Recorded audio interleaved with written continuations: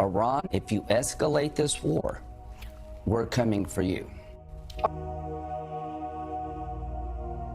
But that's just the beginning. As I mentioned earlier, Defense Secretary Lloyd Austin is readying 2,000 American troops to deploy there, and nearly 2,000 more are heading to the area.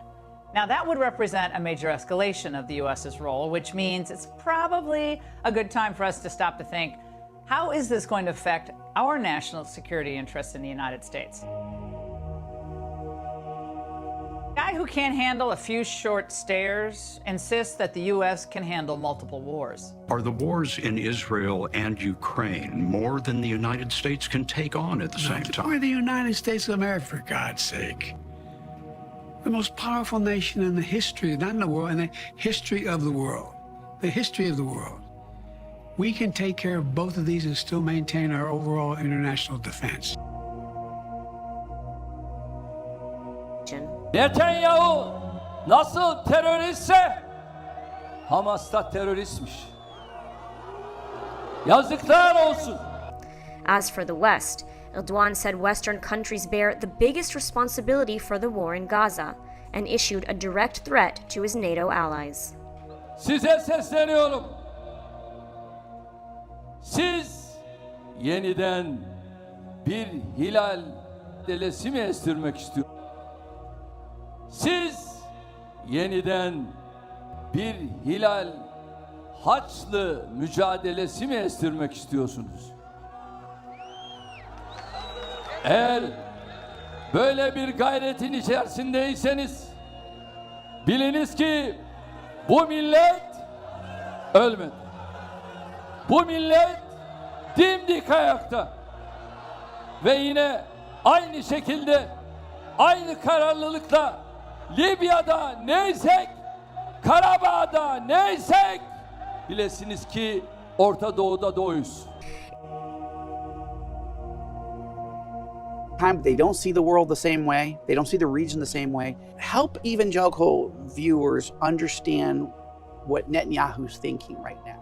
Netanyahu came back to office, I think, mainly because of his recognition that time has come for a decision, that it's going to be probably one of the most radical decisions ever made or profound decision ever made by an Israeli leader, and he's ready to be the one making the decision. The decision to do what? Go forward with the military action against the Iranian facilities. Netanyahu will not surrender. He will do whatever is necessary. I'm convinced. I spoke to him many times about it. This is what's going to happen. I cannot tell you when because there are so many components in this equation. And you think that Netanyahu is actively calculating when and if that's actually going to have to happen? I believe that every Israeli leader that will be in this situation to make a decision whether to surrender to Iran, nuclear Iran, or to do whatever is necessary will not hesitate to do it. But I know Netanyahu's commitment to do it. I think he's the right man in the right hour. When will this hour come? But you also think that, unlike Lapid or Bennett or anybody else, that, or even Olmert in his day, do you think that that moment is approaching much faster than ever before? It is approaching. I can't tell you,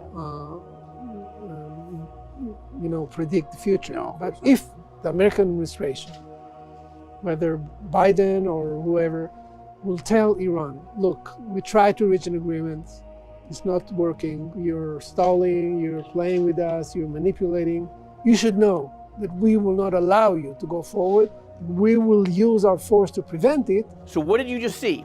You just saw the man who became Prime Minister Netanyahu's national security advisor telling us on the record right before he took the job to neutralize Iran, and that he's ready if Biden won't do that, that Netanyahu is specifically coming back to office to deal with Iran, to neutralize Iran, and that he's ready if Biden won't do it, if the world won't find a way to neutralize the Iran nuclear threat, then Netanyahu is prepared to order a massive set of airstrikes to neutralize the Iranian threat. So again, follow my logic. If that's what Netanyahu came back to power to do, now as we get closer to the possibility of a second front opening, of Hezbollah launches, I think Netanyahu is telling Biden, listen, this is the moral moment. This is the moment. We're going to be at war on two fronts.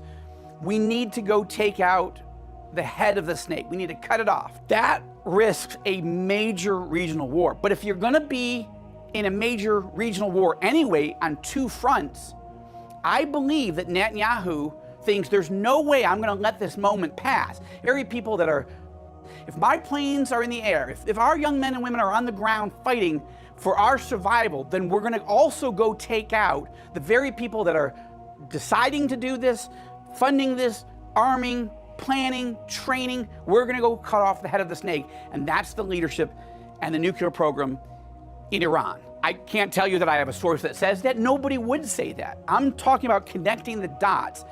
And I want you to be praying. Because none of us want this thing to expand. But if it does, I think that's what Netanyahu is asking Biden. Technically, legally, morally, Netanyahu does not need President Biden's permission to go to war with Iran. But Israel is a small country and we cannot afford to tick off the #1 superpower in the world. Moreover, we need American arms, missiles, bullets, bombs to resupply because we're going through them at a rapid rate.